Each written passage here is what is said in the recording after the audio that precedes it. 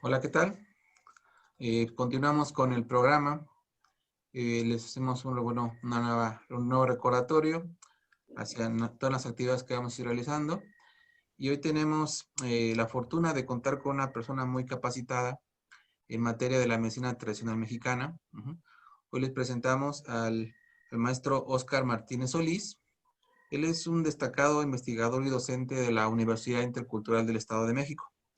Maestro Óscar, bienvenido al encuentro de Salud, Arte y Tradición.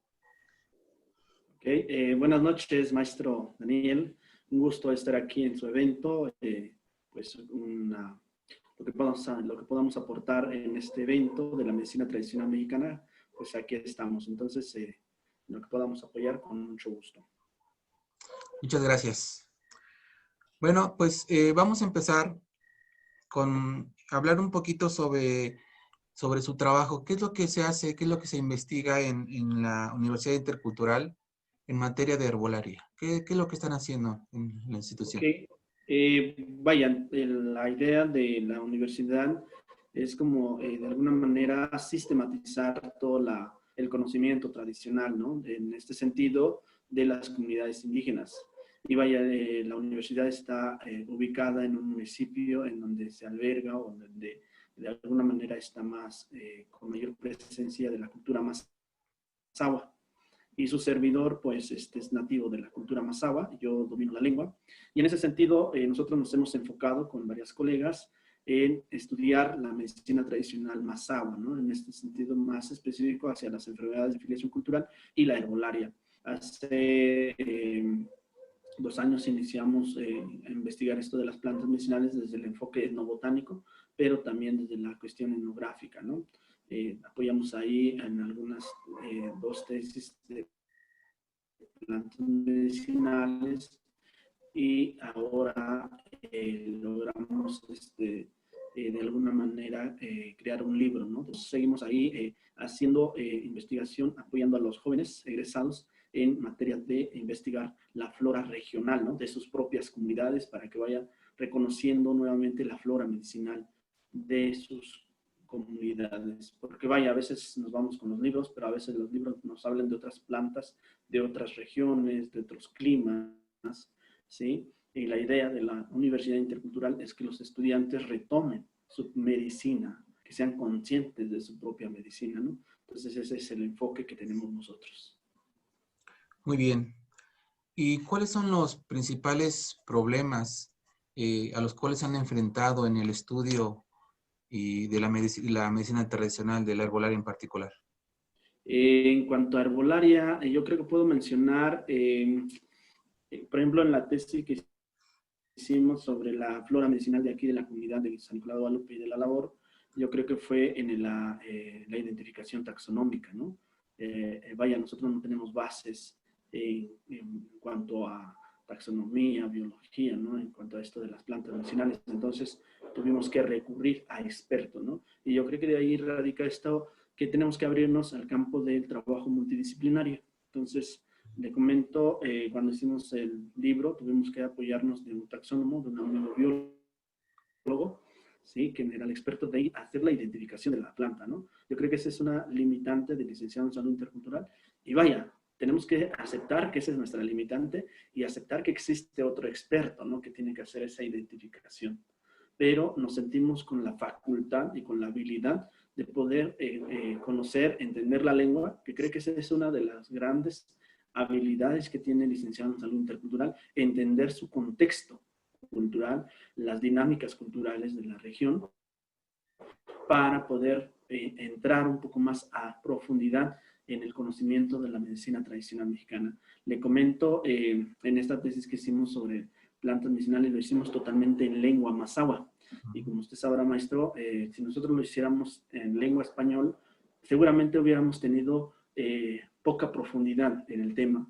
Pero el hecho de hacer las preguntas en mazahua se dio pauta a que las personas se sintieran en confianza, en empatía, seguramente para compartir más información, ¿no?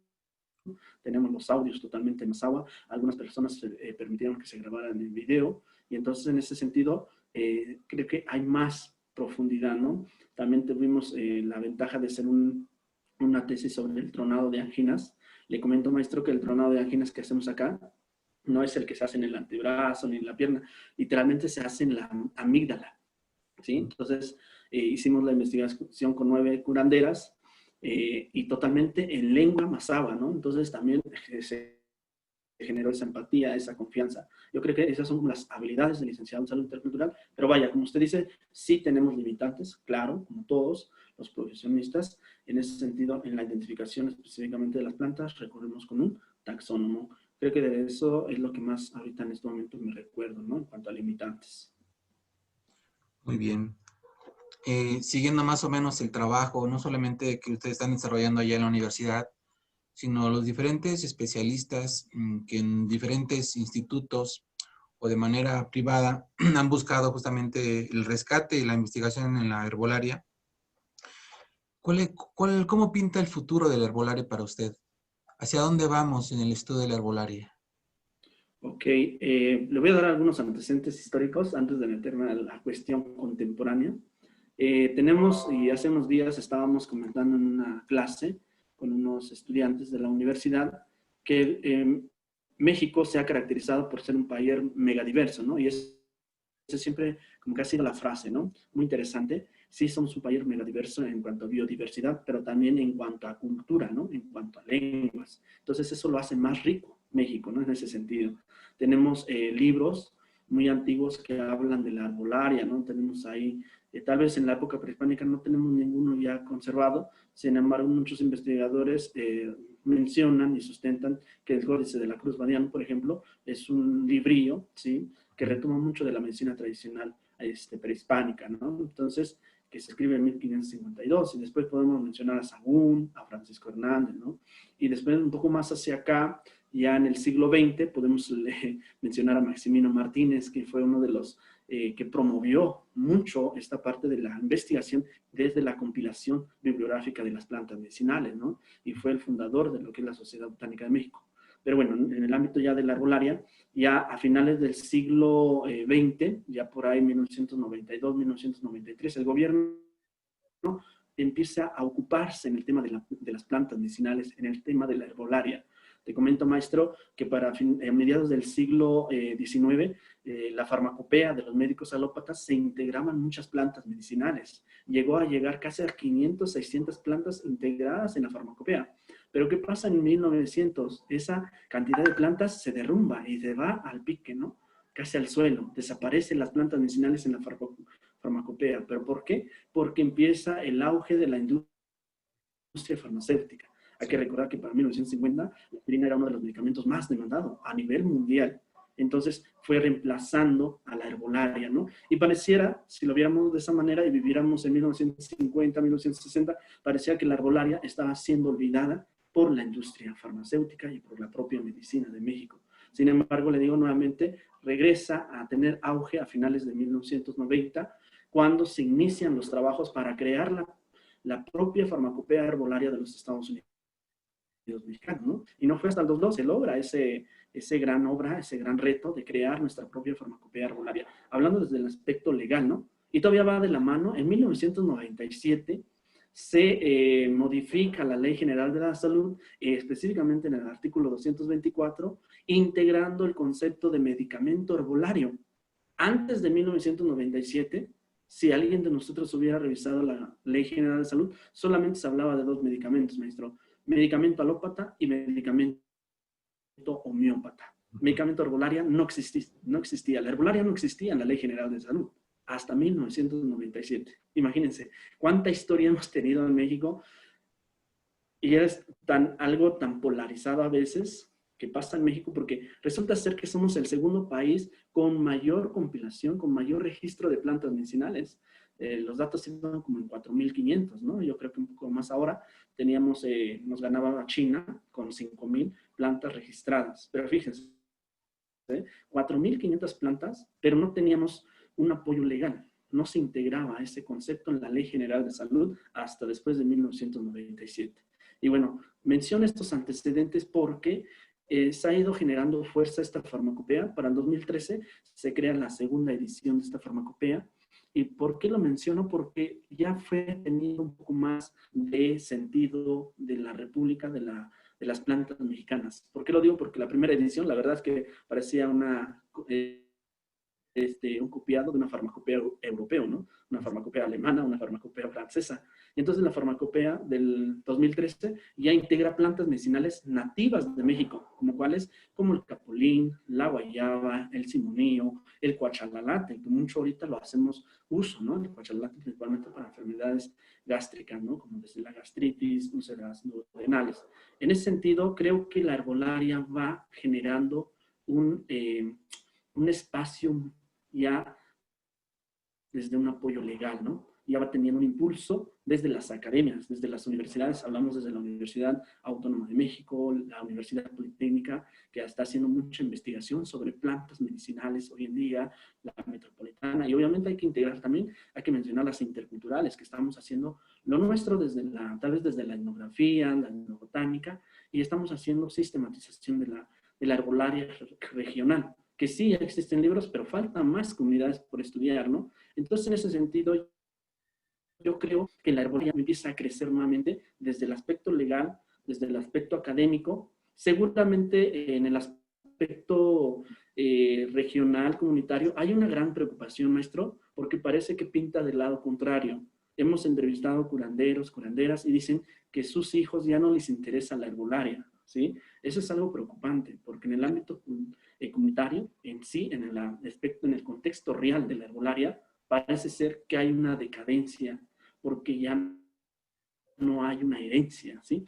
Y esto no es tanto porque no quieran los curanderos heredarlo, sino porque no hay alguien quien heredárselo, ¿sí? Los hijos están pensando en otras cosas, ahora ya se están desconectando de ese contexto, de su cultura, ¿no? Hay un gran rechazo, y eso es lo que vemos, ¿eh? Ya se están terminando las parteras, los hierberos, ¿sí? Entonces, en ese sentido, hay una gran preocupación por los mismos curanderos, ¿sí? En el ámbito académico parece que va creciendo, en el ámbito legal va creciendo, pero en el contexto real de la herbolaria parece que va disminuyendo. Y de ahí la importancia de las universidades interculturales de generar incentivar a los jóvenes de no perder esa tradición, ¿no? De no perder esa herencia milenaria. ¿Cuántos médicos les gustaría? Hay estudiantes que dicen, yo me hubiera gustado que mi padre, mi abuelo fuera curandero, ¿no? Para heredar esto. Y los propios hijos de curanderos no les interesa, ¿no? Entonces, eso es una gran preocupación. Pero vaya, yo espero que vayamos generando conciencia, ¿eh? Y esa es una invitación para aquellos jóvenes que nos están viendo, que de alguna manera quieren deslindarse de su herencia, porque pesa mucho también esto de ser curandero, ¿no? Entonces, invitarles que no lo pierdan, ¿sí? Porque la herbolaria vista desde la academia sí va a crecer, pero necesita crecer a la mano desde el contexto real, ¿no? De la herbolaria, que es en las comunidades. También en el ambiente clínico, vaya, te comento, maestro, que nosotros creamos en la Universidad Intercultural, tenemos una clínica. No es por presumir, pero tenemos un antecedente, el de Cuetzalan, por ejemplo, la clínica de Cuetzalan, mixta, no sé si se acuerde, que estaba un médico alópata y estaba un curandero. Sin embargo, ¿cuál fue el problema de esta experiencia? Es que el curandero estaba en una esquina y el médico alópata de la otra esquina, ¿no? Entonces, cada quien estaba haciendo sus actividades, pero de manera ajena, ¿no? Lo que estamos haciendo en la clínica es integrar los enfoques, ¿sí? Los paradigmas alópatas, de la medicina herbolaria y tal vez hasta de la medicina tradicional china. Entonces abrimos en el 2013, maestro, y entonces llevamos ya casi 7 años de experiencia. En ese sentido, comento que la herbolaria ya le estamos dando su área específica, que es el área clínica. Entonces, en ese sentido, puedo decir que está creciendo también, ¿no? En el sentido clínico. Sí, porque a veces vemos la herbolaria desde la antropología, desde, no sé, desde la biología, desde el etnobotánico, pero no desde su campo de acción específica, que es el campo clínico. Y yo creo que se está abriendo brecha en ese sentido, pero sí le digo, hay como diferentes enfoques en este sentido de la herbolaria. Pero yo espero de verdad que generemos conciencia, invitemos a los jóvenes que generen más conciencia, porque de ellos depende que esta medicina siga, ¿no? Porque los abuelos están viendo, pero ¿quién va a heredar esa tradición? Entonces, en ese sentido, yo espero que la herbolaria, desde el contexto de las comunidades, pues se mantenga, y si es posible que crezca, sería lo mejor. Nada más como comentario. Muy bien. En esta dimensión clínica y también la perspectiva social, existen muchas enfermedades que obviamente están generando problemáticas de salud a nivel nacional muy fuertes, ¿no? Todas las enfermedades crónico-degenerativas, por ejemplo. Eh, y se está buscando alternativas, ¿no? La gente, no solamente de las comunidades indígenas, sino de las mismas ciudades, está buscando también otras formas de curación. Entonces, se están acercando mucho a personas de edad mayor, jóvenes, a lo que es la herbolaria, buscando una alternativa para salud. En este sentido, ahorita estamos viviendo una pandemia, una experiencia difícil para todos los mexicanos y en todo el mundo. Y hay personas que están buscando también la herbolaria como métodos coadyuvantes a lo que sería la atención o el fortalecimiento del sistema inmune. ¿Qué plantas le recomendaría usted a las personas en estos momentos de enfermedad que pudieran apoyarles en su salud, fortalecer su sistema inmunológico, por ejemplo?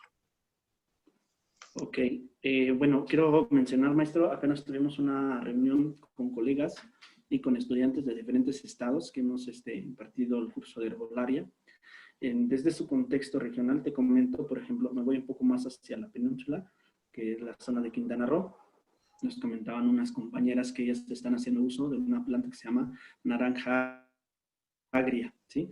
Ese es desde su contexto regional de ellos, ¿no? Quiero mencionar algunas plantas desde allá. Después también nos mencionaban de otra planta un poco más ya central, eh, que es esta, se me fue el nombre ahorita común, pero bueno, a ver si se me viene. Pero bueno, mencionaban esto de la naranja agria, estas compañeras, y que les estaban dando buenos efectos, ¿no? También ahorita estaba leyendo también algunas noticias, que por ejemplo en Nicaragua se está haciendo uso mucho del eucalipto, ¿no? Está muy bien el eucalipto, tiene aceites esenciales, ¿sí? Como el eucaliptol, es una planta que ayuda a expectorar muy bien, es una planta mucolítica también, y sí se ha comprobado a nivel, se han hecho estudios a nivel in vitro, a nivel in vivo, y sí tiene alto gama como antibacteriano, ¿no? Y antiviral. Sin embargo, hasta el día de hoy no se ha hecho no se ha dado ese interés de investigar de manera ya más seria la relación del eucalipto con el COVID, pero de manera tradicional te comento que sí se está haciendo uso y en algunos casos ha sido de éxito, ¿no? Ahora, de una manera más casera, pues yo recomendaría, por ejemplo, té de cebolla, un poco de jengibre, que aumenta el sistema inmunológico, ¿sí? En ese sentido, ¿sí? Tal vez el ajo lo dejo yo al final porque el ajo sí y no. Si hay un paciente, por ejemplo, que es hipertenso, ¿sí? Y está tomando aspirina, puede generar una interacción fármaco-planta. Sí, hay que recordar que la aspirina es un fármaco antiagregante y anticoagulante que puede interactuar con el ajo porque hace esos mismos efectos. Y entonces a la larga nos puede generar hemorragia. Entonces sí, yo les invito a la población que tengan un poco cuidado con el ajo porque sí he escuchado que lo están usando de manera cotidiana. Sí, podemos ocuparlo, pero hay que tener precaución en pacientes que están tomando antiagregantes y anticoagulantes. Un ejemplo muy fácil es la aspirina Protec que consumen los hipertensos, tal vez posiblemente la warfarina para aquellos que tienen algún caso de trombosis. Entonces, tener un poco de cuidado con el tema del ajo. Ahora, plantas que sean expectorantes, que nos ayudan mucho a esta parte de sacar las flemas, que sean mucolíticas. Recomiendo ampliamente lo que es el gordolobo, ¿sí? Entonces, también la borraja. Fíjense, la borraja, el caso de la borraja, maestro, es que también es antipirética. ¿Qué quiere decir esto? Que baja la fiebre. Es uno de los síntomas claves del COVID. Ahora, quiero también que aclaren, porque luego se malinterpreta. Estas plantas no van a tratar ni van a curar el COVID. Son de manera paliativa, de manera coadyuvante, ¿sí? Para los pacientes que que pueden deambular todavía, que están en una primera fase, que no necesitan hospitalizarse, ¿sí? Que tienen una saturación de oxígeno más de 90, 91, 92, ya menos de 90, ahí sí ya no nos comprometemos. Hay que ser conscientes, hay que ser lógicos y coherentes y hay que acudir a los hospitales. Entonces, en ese sentido, la herbolaria sí actúa, sí ayuda mucho, pero de manera preventiva. Si no les ha dado COVID, es un buen momento para reforzar su sistema inmunológico, ¿sí? Con estas plantas que les comento, ¿no? Jengibre, borraja, laurel, nos están dando buenos resultados también. ¿sí? Un tecito de laurel nos va a ayudar a fortalecer el sistema inmunológico. Es una planta expectorante, pero también es una planta antipirética, ¿sí? En ese sentido, creo que son de las plantas que ahorita me acuerdo. Y quiero comentarle al maestro que está haciendo un estudio con una planta que se llama Artemisia annua, que es el ajenjo dulce. No sé si han escuchado, y si lo han escuchado, es una planta que está siendo prometedora, porque en el 2003, porque esto del COVID no es algo nuevo, ¿eh? El COVID existe desde hace 30 o 40 años. El detalle es que se han ido evolucionando, ¿sí? Tuvimos una crisis igual en el 2013, en ese sentido, y se hizo un estudio con la Artemisia annua, con ese SARS-CoV. En ese momento dio buenos resultados la Artemisia annua, porque estaba limitando de alguna manera la progresión de esta enfermedad, ¿no? ¿Sí? Entonces, ahora lo que se está haciendo, investigadores alemanes, investigadores de Corea, y también creo que va a haber un convenio con México, si no es que ya se está haciendo, se va a investigar la Artemisia annua como una planta prometedora para tratar el COVID. ¿En qué sentido? Que se ha observado que sí, la Artemisia annua inhibe ciertas bacterias, ciertos virus. En este caso, por ejemplo, podemos mencionar la malaria, que ha sido muy efectiva en este caso, ¿sí? Sin embargo, todavía falta más investigación en ese sentido, ¿no? Pero la Artemisia annua es como una de las plantas que están teniendo mayor esperanza en ese sentido, ya viendo desde una óptica científica, ¿no? ¿Sí? Y de ahí te decía el cardo mariano, por ejemplo, estábamos con algunos colegas revisando, el problema del COVID a veces es que genera o aumenta el tema de las interleucinas, ¿no? El tema del proceso inflamatorio, ¿sí? Principalmente la interleucina 6, la interleucina 1, la interleucina 2 y el factor de necrosis tumoral. ¿Qué plantas pueden inhibir estas interleucinas o estas citocinas? El cardomariano, la borraja, ¿sí? Vimos en algún artículo que el jengibre aumenta ligeramente. Entonces también hay que tener un poco de cuidado con el jengibre, ¿sí? Pero de manera preventiva está perfecto el jengibre. Pero ya un momento que ya tú ya tienes la enfermedad, te pedimos de favor que mejor te limites a consumir el jengibre, mejor hacer las vaporizaciones de eucalipto, ¿sí? Consumir borraja, ¿sí? Puede ser también el laurel, les decía que son plantas antipiréticas, y si consiguen el sauce también es una planta antipirética. Ahorita se está promoviendo mucho también lo que es la equinacia, la mercadela, la hoja de guayaba, por sus mismas propiedades. ¿Cómo recomienda estas plantas? La equinacia, mira, hay dos tipos de especies de equinacia, maestro. Tenemos lo que es la equinacia purpúrea y la equinacia angustifolia. La más comercial es la angustifolia. Sin embargo, los datos científicos o las investigaciones científicas demuestran que la angustifolia no tiene tanto espectro, ¿no? Como antibacterial y antiviral, a comparación de la equinacia purpúrea. ¿Sí? ¿En qué sentido? Se han hecho estudios, por ejemplo, en resfriados, en la equinacia purpúrea, y ha dado mejores resultados la equinacia purpúrea. Ahora, la equinacia purpúrea no te va a evitar que tengas un resfriado, ¿eh? Te va a permitir que tengas, pero va a disminuir los días, ¿sí? Si te enfermabas 7, 8 días, va a disminuirlo tal vez a 5 días. ¿En qué sentido? Porque fortalece el sistema inmunológico. Puntualizo nuevamente, las plantas, lo mejor con las plantas es de manera preventiva. Ahorita en el curso que estamos dando de herbolaria, le digo a mis estudiantes, lo mejor que pueden recetar ustedes es las plantas 6 meses antes de que les dé un resfriado, ¿no? Antes de que les dé la influenza. Porque el mexicano es así, ¿eh? Se enferma y ahora sí, pásame el té de canela, el té de ajo, el té de borraja, el de cebolla, ¿no? Y no, la herbolaria no es así, ¿eh? Se ha hecho investigaciones y se sabe para que genere un efecto curativo las plantas necesitan mínimo 3 meses. Imagínate, 3 meses tomándote el té de manera periódica, de manera constante. Entonces, hago un recordatorio, invito a la población que nos vea, que las plantas son mejores de manera preventiva, ¿no? Claro que sí lo podemos dar ya en el momento, pero de manera más preventiva. Igual que la equinacia purpúrea se recomienda tomarlo 3 meses como mínimo, imagínense, ¿no? Entonces, en ese sentido, y bueno, en cuanto a la guayaba, se vería desde esta parte que es un antidiarreico. Hay que recordar que el COVID pues, genera diarrea, ¿no? Entonces, pues sí, ayuda en ese sentido, ¿no? La Psidium guajava, ¿sí? Además de que es una planta antiinflamatoria. Hay que recordar que algo que le caracteriza al COVID es que genera todo un proceso inflamatorio. ¿Sí? Por eso es que daña pulmones, daña otros órganos. Entonces, hay que evitar ese proceso inflamatorio.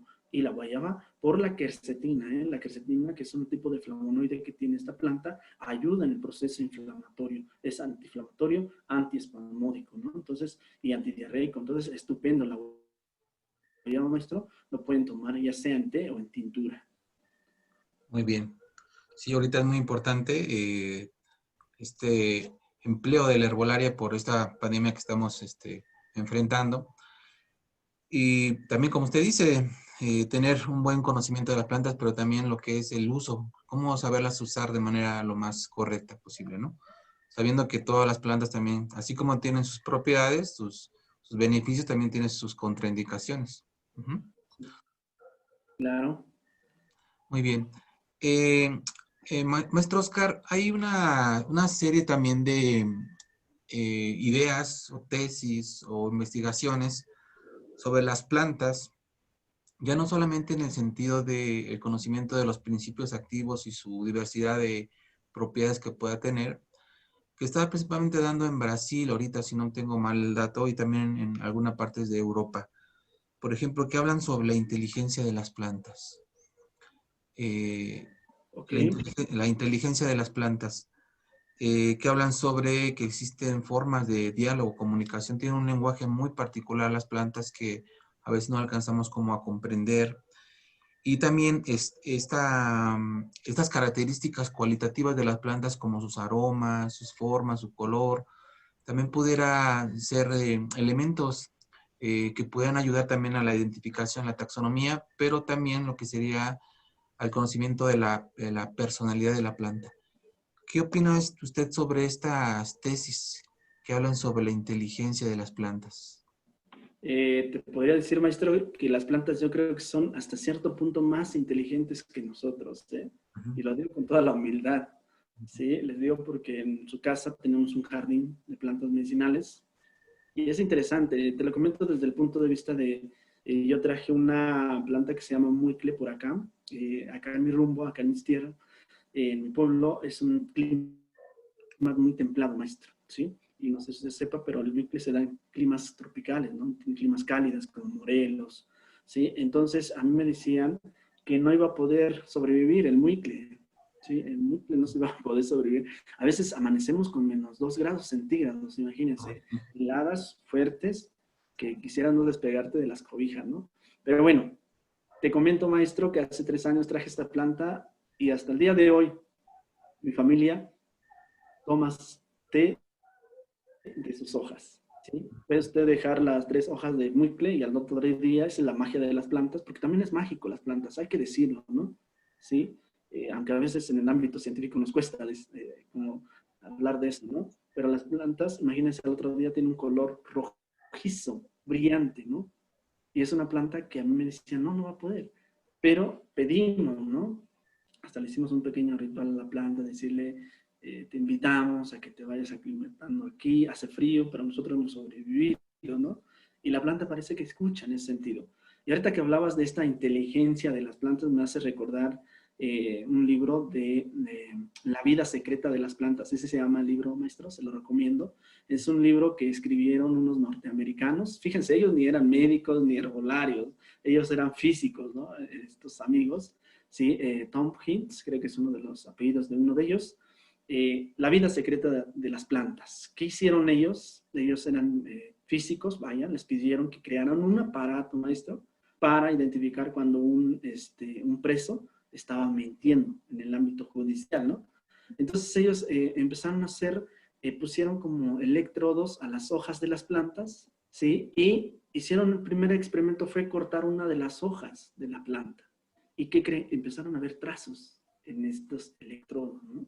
Y entonces dijeron, oye, desde la biología dicen que las plantas no tienen un sistema nervioso, no sienten.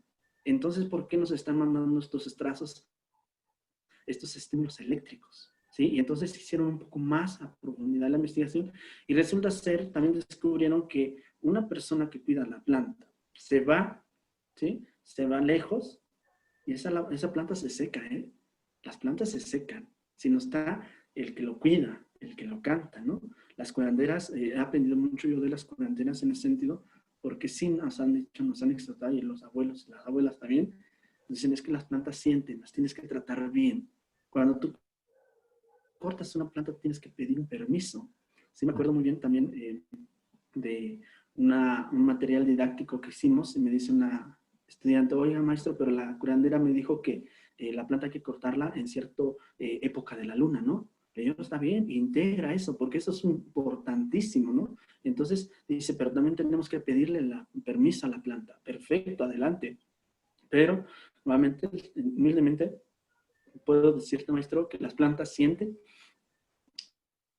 Claro que sienten las plantas. Tengo un amigo, un médico, que pasa al lado de una rueda y lo seca, imagínense.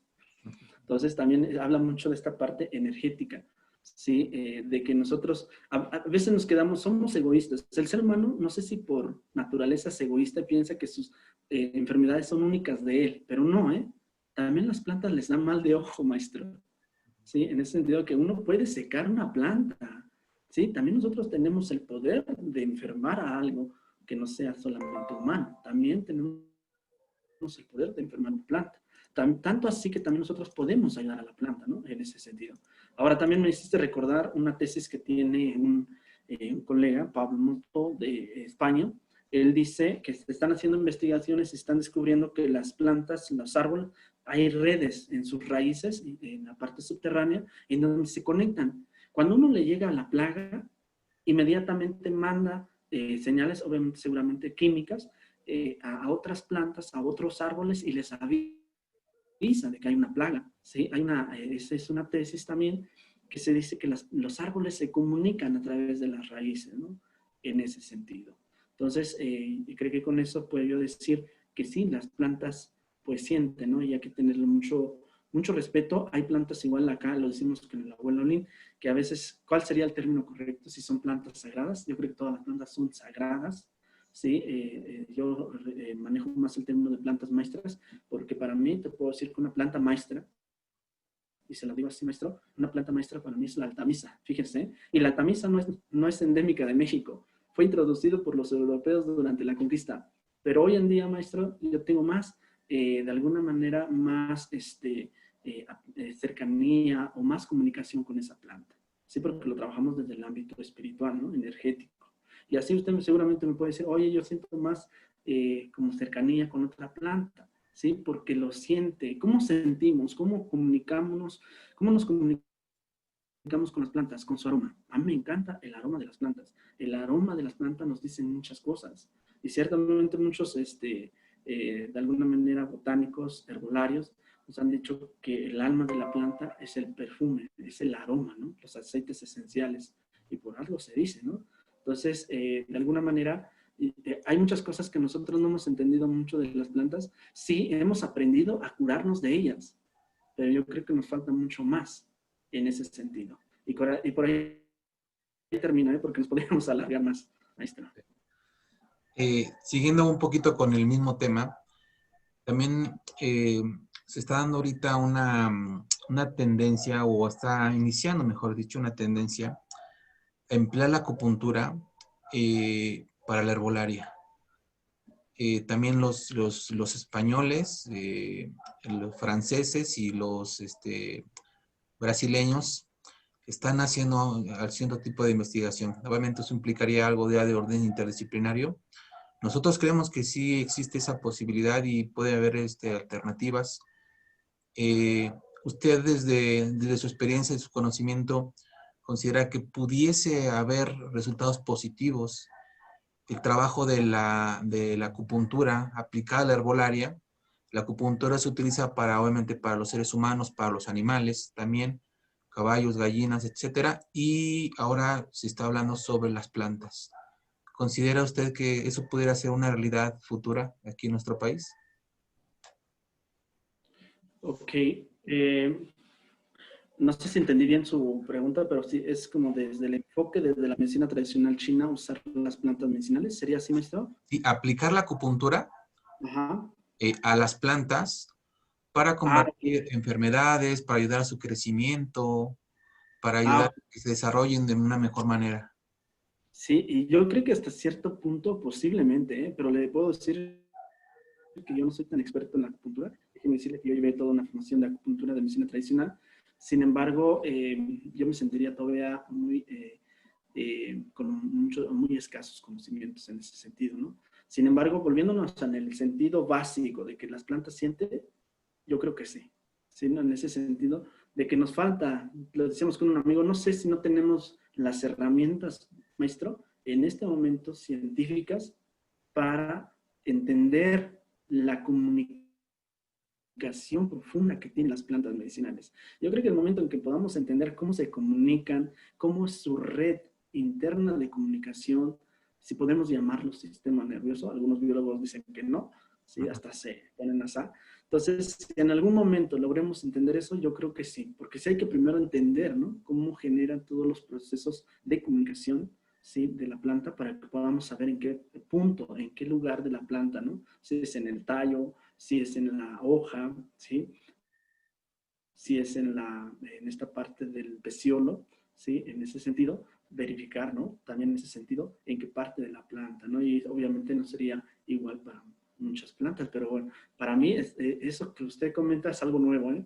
Sí, yo pensaba que lo estaba comentando desde la lógica de la bencaología, ¿no? Que están desde esa lógica las plantas medicinales chinas, pero vaya, yo creo que, les digo nuevamente, si logramos entender en algún momento el ser humano, la humanidad, logra entender bien los procesos comunicativos de las plantas, en ese momento yo creo que podemos empezar a aplicar acupuntura a las plantas, ¿no? Como se hace hoy en día con los animales, que es como lo más semejante que podemos entender en cuanto a anatomía, ¿no? ¿Sí? De ser humano, animal, ¿no? Sí, además, ahora se sabe que los animales también tienen el sistema nervioso, ¿no? Es un poco más fácil, pero con las plantas es como un punto y aparte, ¿no? Yo creo que conocemos de las plantas, maestro, y así lo puedo decir, un 5% ya es mucho, ¿eh? De las plantas medicinales. Hemos entendido, hemos reconocido y entendido que tienen principios activos del metabolismo primario, del metabolismo secundario, se enferman de plagas, ¿sí? Hay sequías, se dañan, ¿sí? Sin embargo, no hemos logrado entender mucho de ellas, ¿no? Y nos falta mucho, ¿no? Entonces, en ese sentido, sí, sería ese mi comentario. Muy bien, sí, es un proyecto que está ahí, podríamos empezar a realizarlo. Ya tenemos algunos elementos para al menos iniciarlo, ¿no? Bueno, Ok, eso ya posteriormente lo platicaríamos. y claro que sí, maestro. Ay, muy bien. Un buen proyecto, ¿eh? Sí, está interesante. Muy bien. Una última pregunta sobre, en la antigüedad, hablando de las culturas, de los pueblos originarios, de las culturas antiguas, se hacía mucho alusión también en los versos, en la poesía, a las plantas, el flor y el canto, por ejemplo. Se hablaba sobre, o se comparaba esa analogía entre el florecer de una planta con el desarrollo, el florecer de una persona. Se hablaba también sobre ese vínculo tan estrecho que nosotros tenemos con el origen de la vida y la vía o el vehículo para hacer esa reconexión o esa conexión con el origen de la vida también eran las plantas. Porque al fin y al cabo son los bellos de la tierra, ¿no? Como dirían también los antiguos. En este sentido, en todos estos años que usted lleva, ya se ve que ya tiene mucha experiencia, mucha investigación en esta rama. De manera personal, ¿cuál ustedes considerarían que han sido las enseñanzas que le ha dejado las plantas? Ok, en este sentido, porque creo que fueron dos preguntas. No Sí, sé si la primera fue esto de la parte poética, ¿no? Del flor de canto. Y la otra fue, ¿qué he aprendido, ¿no? De las plantas, en ese sentido. sí, sí, la enseñanza que le que ha dado a las plantas. Sí, mire, desde la cuestión cultural, yo creo que, y lo digo así, estamos tratando de promover nuevamente la lengua acá, porque como que se quieren esta parte de la contraculturación, así se le llama, ¿no? Ahora, como que no quieren saber nada de su cultura, eso se llama contraculturación, ¿no? Entonces quieren ellos entrarle a otra cultura, ¿no? Y en corto tenemos la cultura gringa, ¿no? Parece ser que es la mejor y etc., ¿no? Pero no reconocen su propia cultura. Y hace rato lo decía desde la cuestión de la medicina, pero ahora lo digo desde el aspecto del pensamiento, ¿no? Del pensamiento filosófico. En algún momento con un colega hablábamos de la filosofía Masawa. Yo le decía, él es lingüista, le decía, oye, ¿existirá la filosofía Masawa? Y dice, pues claro que sí. en todas las culturas existe la filosofía, ¿no? Que no se haya escrito o que no tengamos registros no quiere decir que no haya existido, ¿no? Y Claro. entonces en este sentido, maestro, le comento que estamos tratando de promover la poesía mazahua también. Ujú. Su servidor escribe también, no puedo decir que soy bueno, pero hay una frase que dicen, se relaciona a las plantas con el pensamiento del mazahua, que dicen las abuelitas, dice, Yan John, ¿qué es Yan John? Regresando a esto de flor y canto. Flor en mazahua es John, ¿sí? John, ¿no? Como Xochitl, ¿no? En náhuatl, Sí. ¿sí? Y dice, Yan John, ¿a quién le dicen eso? No al niño, ni al joven, ni al adulto joven. Eso es una apreciación, es un cariño para hoy a una persona grande que está saliendo sus canas. Ujú. Sí, le dicen, Yan John, ni. ¿En qué sentido? Yo le decía, le preguntaba yo a mi abuelo, oye, ¿por qué dicen eso, no? Ah, es porque cuando ya a un abuelo le crecen las canas, es porque ya es una persona sabia, es un signo de su sabiduría. Entonces ellos con mucho cariño le dicen, ya John, ¿sí, no? En ese sentido, es muy enriquecedora cuando escuchamos a los abuelos en ese sentido, en esa filosofía, ¿no? Sí, y hace unos días, bueno, hace unos días, hace un año, hicimos un concurso de poesía en la universidad y yo compuse un poema que es de la tierra también, ¿no? En ese sentido, de que acá tenemos dos tipos de tierra, ¿no? Le llamamos tierra caliente y tierra arenal, ¿sí? La tierra arenal es de alguna manera, es una tierra que es un poco más lenta, crece más lenta en las plantas, pero es más suave, ¿sí? Y en la tierra brava o en la tierra caliente que le decimos, que es tierra negra, crece muy rápido, muy bruto la planta, ¿no? Muy rápido, se extiende muy rápido y se seca muy rápido, ¿no? Entonces, en ese sentido también yo, ahora sí puedo decir, he aprendido que tengo que ser hasta cierto punto como tierra brava, ¿no? Tierra caliente, pero también tengo que aprender a ser tierra arenal. Sí, es como el yin y el yang, ¿no? Que usted entiende muy bien. ¿Sí? El yin sería la tierra arenal, que es más lenta, tranquila, ¿no? Y la tierra brava es el yang. No puedo estar en los dos, ninguno de los dos constantemente. Tengo que buscar generar un promedio, ¿no? En ese sentido. Entonces, si generamos la poesía en ese sentido, de alguna manera observando. Yo creo que la poesía se hace observando, ¿sí? Entendiendo, ¿no? Y yo creo que en la medida que uno va creciendo, nuestro, va entendiendo muchas cosas, ¿no? En ese sentido. Pero regreso a esta frase que le decía a Ian John, a mí me sorprende mucho cuando dicen eso, porque nada más, a veces pensabas que nada más, sí, ya tienes canas. No, no, no. Es un grado, ¿no? Es un estatus, es un grado de conocimiento, un grado de conciencia que ya tiene esa persona, ¿no? Y si no lo tiene, pues está obligado, dicen los abuelos también, ¿no? A que lo tenga, a que lo desarrolle, ¿no? En ese sentido. Pero le decía, estamos apenas, bueno, no creo que apenas, ¿verdad? Estamos promoviendo, un amigo, un colega, tiene una revista, maestro, en algún momento si gusta se lo comparto. Invitamos a muchos escritores mazahuas a que integren su poesía en ese material. La revista se llama Nujiniñato, que significa el pueblo mazahua. ¿Sí? Entonces, es una revista que se edita que se publica cada 6 meses, o sea, se publican dos números cada año. Entonces, en su momento se lo comparto para que lo revise. Igual pueda, de alguna manera, adentrarse a la poesía mazahua. Netamente es de poesía mazahua, pero ahora el amigo está invitando poetas de diferentes lenguas, ¿no? Creo que el último número invitamos a un poeta, que está muy emparentado con nosotros, ¿no? Es de nuestra misma familia.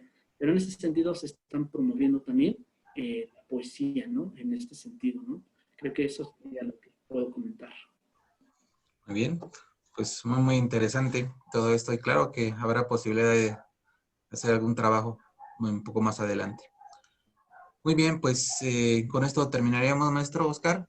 Pues muchísimas gracias por compartirnos toda su experiencia, sus conocimientos, que son muy valiosos en estos momentos tan difíciles que estamos viviendo, pero también viendo a su futuro, viendo las alternativas y todo lo que hay que trabajar para poder valorar y entender toda esta sabia cultura que tenemos nosotros los mexicanos. Sí, claro. Y bueno, pues ahí darle nuevamente, le decía, teniendo la oportunidad de llegar a muchos corazones, a muchos espíritus, a muchas mentes, a mucha gente, a muchas personas jóvenes, pues que no dejen esto, ¿no? Que no dejen a la deriva nuestra medicina tradicional. Porque yo siempre lo he dicho, maestro, ¿quién lo hará si no somos nosotros? Así es. Somos muy pocos. Hace años se hizo como un censo de los curanderos, y si de por sí ya eran pocos, ahora ya son mucho más, bueno, mucho menos, ¿no? Entonces yo creo que la invitación ahí para los jóvenes, yo sé que desde su centro, Calmeca, lo está promoviendo, pero es una invitación general para todos los mexicanos y no mexicanos, ¿eh? Porque parece ser que los que no son mexicanos parece que están más interesados ahora en nuestra medicina, ¿no? Entonces, pues una invitación ahí, los chicos y las chingas, nosotros estamos promoviendo desde las escuelas, desde la secundaria, desde la preparatoria y bueno, desde la universidad, que es nuestro campo de acción más fuerte, pero sí, que tengamos conciencia, ¿no? Que hagamos conciencia y que retomemos nuestra medicina. Por algo sigue vigente, ¿no? Porque sí funciona, porque sí es efectiva. Entonces, en ese sentido, pues, los que les guste o que quieran entrarle a este mundo, porque es un mundo, es una disciplina, claro, ¿sí? Entonces, pues ahí bienvenidos, ¿no? Bienvenidos.